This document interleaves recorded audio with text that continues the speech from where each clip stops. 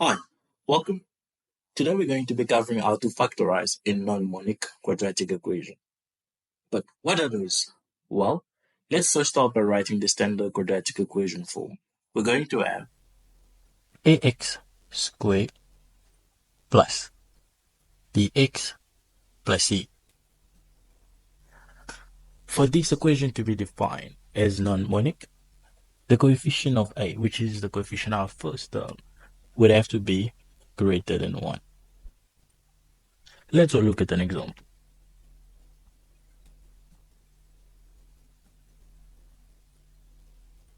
Let's say you were tasked to factorize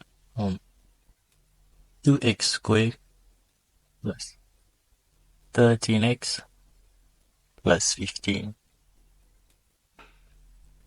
How are you going to do it? Well, we're first going to get rid of the coefficient of first term. In this case, that's going to be 2. We're going to multiply it by last term, which is 15. So what do we get? We end up having x squared plus 13x plus 30. And how do we factorize this? Much more easier. There are a couple of ways we can do it, but for this video, we're going to use the PSF method. So P stands for product, and our product here, we're going to be the last term. S stands for sum. Our sum going to be the second term. And factors, there's going to be the factors of our last term, which is 30. So it's going to be 30 and 1, 15 and 2, 10 and 3. So now we're looking at two factors that when we multiply it, we're going to get 30. But when we add it up, we add them up, we're going to end up having 13. So this is clearly the combination we're looking at. So what do we end up having? So we also know the factorization of a quadratic equation produce a product of two binomials. So we're going to have two brackets, x on both sides. And because all the sign in the equation is positive, which means that b is also going to be positive. We have 10 on our first bracket and 3 for our second one. But wait, remember that we started off with 2x squared. So we can't just forget about it. We have still to account for it. And how do we do it? We're going to divide our factors by 2.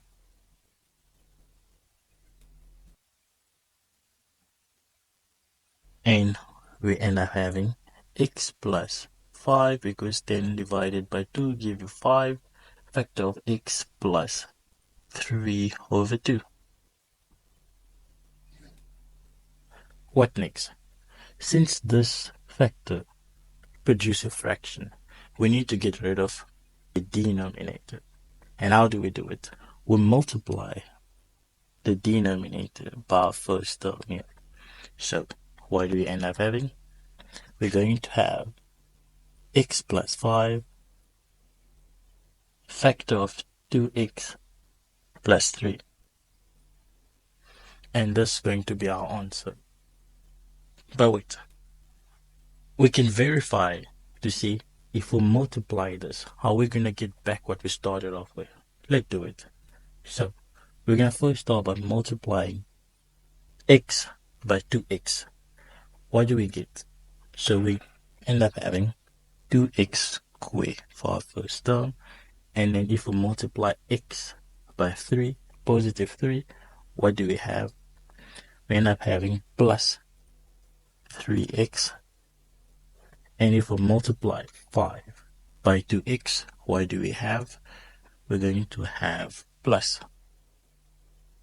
10x. And if we multiply 5 by 3, what do we end up having? We're going to have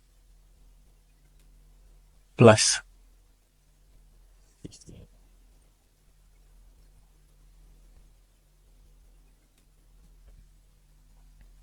Right.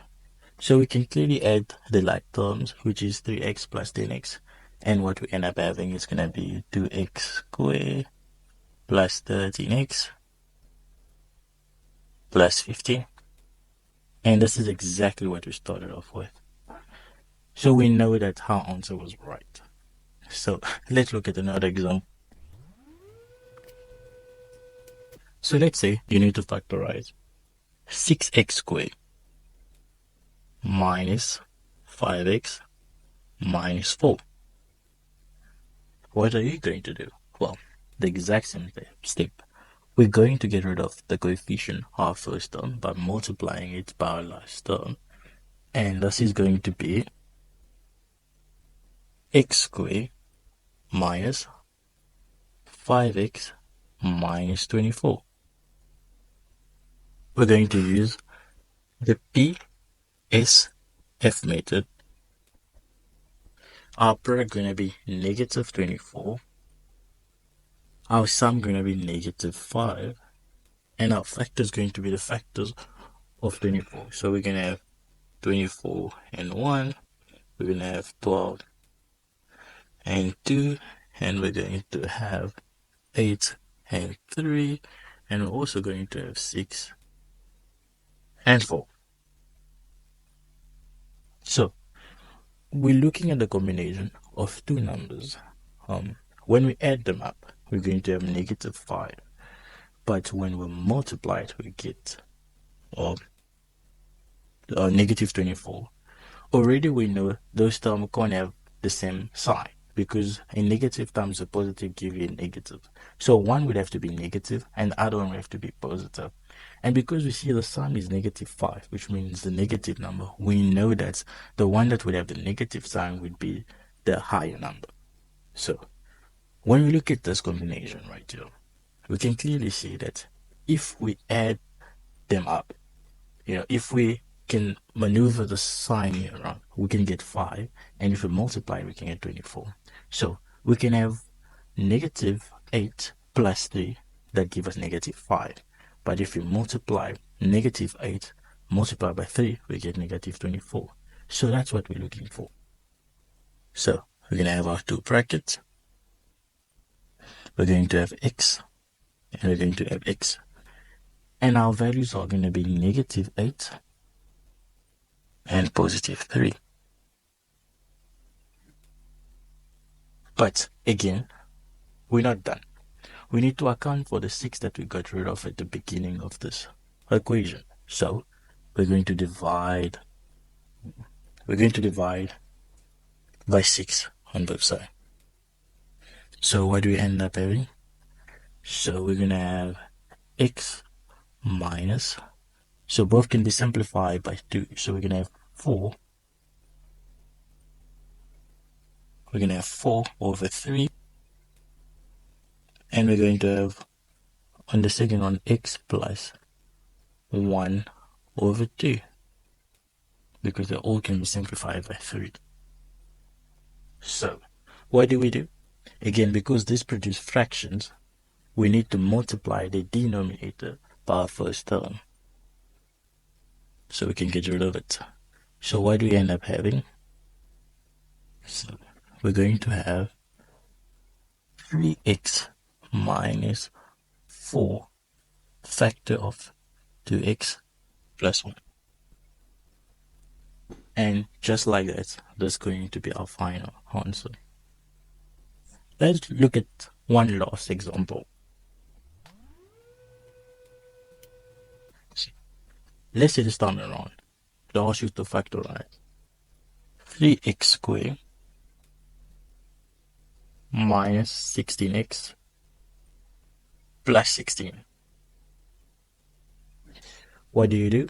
Again, we're going to get rid of the coefficient of our first term by multiplying it by our last term.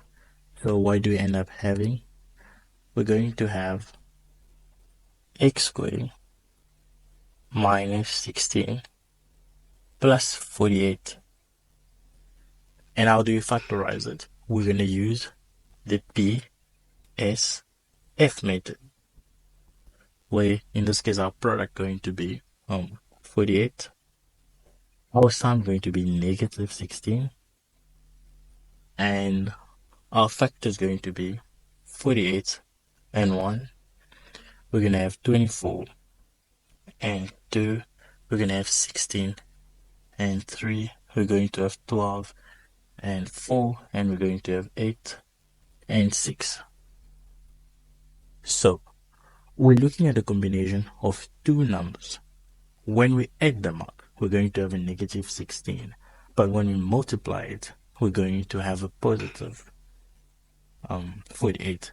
We do know a positive multiplied by a positive give you a positive. We also know a negative multiplied by negative give you positive. Because we see the sum would have to be a negative number and the multiplication would have to be a positive number. So this indicates to us that those two terms would have to be negative. So how do we do it? When we look at this combination over here, if we maneuver the sign, we can see that if we have a negative 12 and a negative 4, when you add them up, you get a negative 16. But when you multiply it, you get a positive 16. You get a positive 48, sorry. So these are two factors. So we're going to have x on both sides. And we're going to have a negative 12 here, and we're going to have a negative 4. Again, we're not done. We need to account for the 3 that we got rid of at the beginning. So we're going to divide these by 3.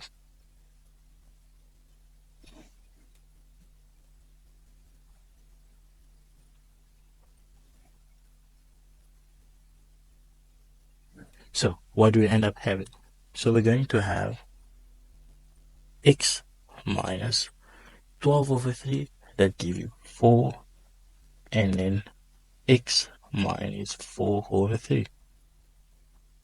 Again, because this produces a fraction, we need to get rid of the denominator by multiplying it to the first term. So what do we end up having? We're going to have x minus 4 factor of 3x minus 4. And that's going to be our final answer. And this is all for today. Thank you.